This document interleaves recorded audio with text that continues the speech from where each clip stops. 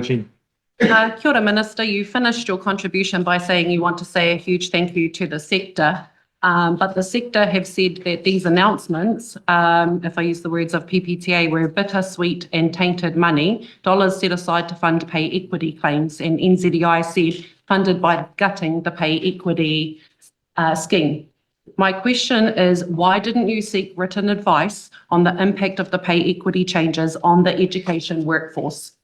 Well, as this relates to estimates, one of the important things that we did when going through this budget was not just to rely on new money. In fact, was it $613 million of this was reprioritised within our own budget. So we spend about $20 billion a year, correct me if I'm wrong, in education, and we keep spending more money. And we're not getting outcomes for the money that we spend. I call it the snowball of Band-Aids. We keep spending more money on things and having a press release and here's some money, but we don't actually follow up with how many children, what was the outcome. We've now done that and we're doing better and better each year. But we went through 26,000 lines of spend, and a huge part of this budget was reprioritised from things that were not achieving outcomes for children and reprioritised into things like learning support. That's how we were able to put together a learning support budget of this magnitude, because we reprioritise from things that were not working. Thank you, Minister. That was an interesting answer, but that was not my question. My question was, why didn't you seek written advice on the impact of the pay equity changes on the education sector? I answered in relation to the estimates. Yeah, I think it's important to note that the provision for pay estimates is not in vote education. Pay equity. Pay equity, sorry. The provision for pay equity is the contingency doesn't sit in the vote education budget. Those questions could be directed to Brooke. No. So it sits in the Minister of Finance's But no, that's right. But I'm asking what the Minister did as the Minister for Education in terms of that, because that has an impact on the sector that she would like to give a huge thank you to. As in relation to the estimates? Yeah, well, it's not. So I'm not trying to be difficult, but the money doesn't come from this vote. So there's a contingency specifically for pay equity that's not part of this vote. Well, let me rephrase it then. Can I just pull a point of order on that, Mr. Chair? So given we had Brooke Van Belden in this morning, and on this very thing, she pointed back to the relevant minister and said that she could not answer. The contingency doesn't sit there either. It's So the question back then was, well, who is it that is responsible for answering this question if it's not the Minister of Education? So it's the Minister of Finance where the contingency sits, as I understand it. in relation to estimates. Speaking to the point of order, the drawdown for pay equity claims, for example, the teacher pay equity claims is in vote education, page 22. Yep. So Order. So the pay equity claims that have been settled fit in the vote, equity. but not the contingency. This specifically says contingency. There's no contingency for pay equity sitting in our vote. I would get one of our officials up. Page 82. But my question was to you, like, why didn't you seek written advice about that before you took the decision to make changes to the pay equity regime? I had a range of verbal advice through my weekly officials meetings. Asked written.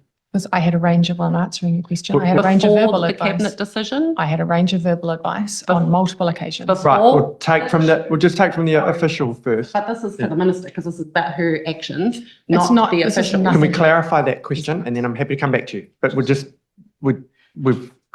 we'd get the official up. We'll answer that question, and then we'll come back to you on that. Could I, Andrew Jackson from the Ministry of Education. I just wanted to confirm that the contingencies to fund pay equity settlements have been held centrally, and those contingencies were drawn down into vote education once a pay equity claim was settled. So the money that has been used for settled claims is in the vote, but the contingencies associated with potential future claims were held centrally. So, Which is what I said, correct? Yeah. Yep. Did you So, say? point of order, Mr. Chairman. I just think it's an untenable hair splitting to focus on this as a justification for not answering the question. This is a huge policy decision that's been made by the government that has big ramifications for the entire sector that the minister is responsible for in the coming year.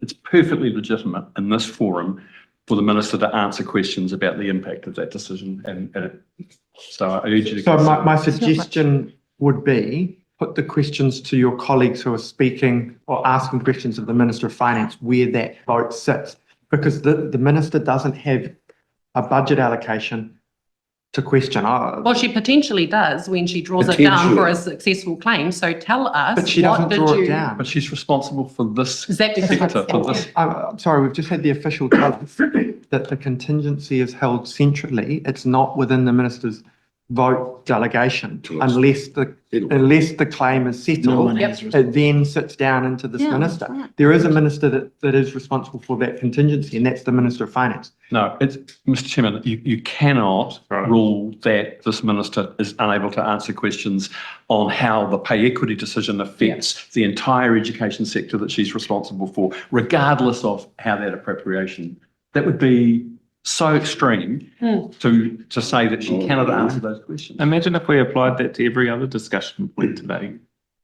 Made your ruling. Yeah, look, I did say I would come back for a couple of finals, and then we'll wrap it up. But I think the key point here is there is no money in this estimate. That the money for the contingency is with the Minister of Finance. It's a fact. This isn't a political view, right?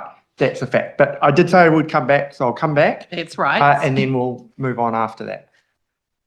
Sure. So leading up to that decision that has now meant that the money is held centrally by the Minister of Finance, when did you seek advice on the impact that these changes would have on education? And was that before the Cabinet decision was made?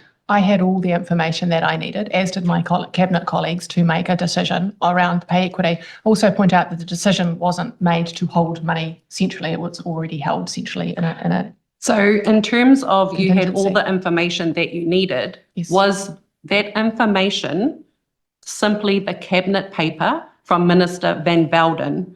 Was that the only advice you received prior to making the decision? I received verbal advice on a range of occasions when I asked specific questions. You have to remember that, of course, as you already know, this was held very tightly.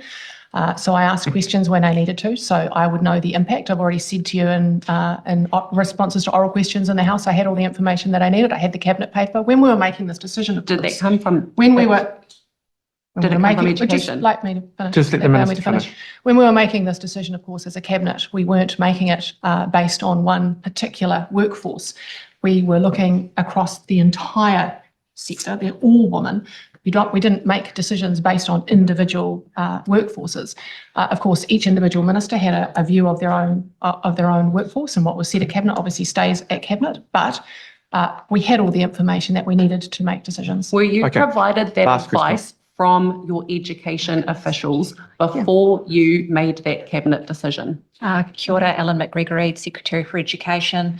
As the Minister has said, the information was held very tightly. A small group of education officials were briefed in the week leading up to decisions being made, and during that week, written advice was provided to the Minister. Okay. On the impact that it would have on the education sector and almost a third of the claims being education? And that's I the last believe question that we'll the have on this. advice did cover impact, but I will just double check. At a high level, we were aware of the high level parameters of the decisions to be made, but the Okay. Minister did seek advice as she was able to.